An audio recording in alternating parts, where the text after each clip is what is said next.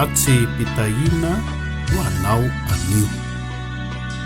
Ny tenin'Andriamanitra izay andraisantsika hery amin'ity andro androanyity indray dia ho raisintsika ao amin'ny Jakoba toko 7 ka ny 9:40 ka hatramin'ny 17.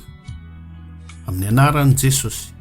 Fa izay misy fialonana sy fifampiandaniana dia misy fikorotanana ambany izay ratsy rehetra. Fa ny fahindrena izay avy any ambony dia madio aloha ary tia fihavanana, mandefitra, mora lahatra, be famindram-po sy be vokatsoa, tsy mihanahana na mihatsara velatsy. Amen. Ry havana, raha mbola olombelona koa isika dia tsy mitsahatra ny manofinofy, tsy mitsahatra manao projet samihafa isika, mametraka tanjona lehibe amin'ny androm-piainantsika amin'izay mety efarahantsika. Mino ary havana fa mba isan'izany ianao satria akaiky an'Andriamanitra, manana izay fanirianao ianao, manana izay tianao efarahanao ianao.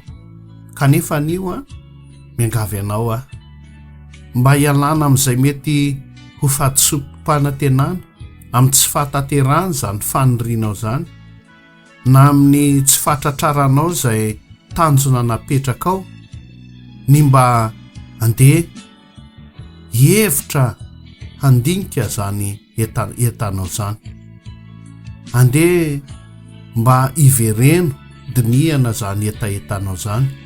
Ahoana hoy ianao? Asaiko anao mba ametraka fanontaniana manao hoe tsy manohy tohina ny hafa ve zao zavatra heveriko izao? Sao dia mba noho ny fitiavatenako manokana nanaovako izao? Mifanaraka amin'ny fahindrena nampianarina maha-olona mino ve ny zavatra kinendriko sy tiako tanterahana? Tsarovy ry havana fa raha manangana zavatra tsy miorina amin'ny fahindrena izay avy any ambony isika dia tsy hitondra soa antsika izany, ary mety hiteraka fahoriana sy alahelo ary fahampotehana ho antsika sy ho an'ny hafa manodidina antsika ihany koa izany. Amen. Ivavaka isika. Andriamanitra rainay izany an-danitra, iza no endry ary iza no manam-pahalalana. Ianao mihitsy no nilaza fa aza manao ny tenanareo ho endry ianareo, satria matetika izay dia latsaka anatin'ny fiheverantena ho mahalala noho ny hafa, manam-pahendrena kokoa noho ny hafa, ka manao tsinitsinina reny olona mifanerasera aminay ireny. Ny vokany dia be ny korotana ary mahazo laka ihetseroa ny asa ratsy. Andriamanitra, meteza mba eo akaikinay mandrakariva ianao. Avolio ny lalanay rehetrarehetra izay nandray ny teninao androany, mba tsy handeha any amin'ny lalana mampahory na mety hitondra fahoriana aminay.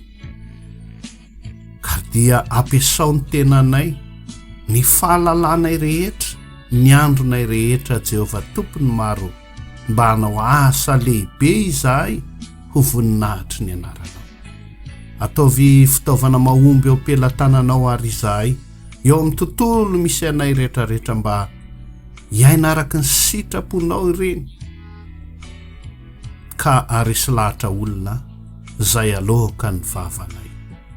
Amin'ny anaran'i Jesosy Kristy Tompo. Amen.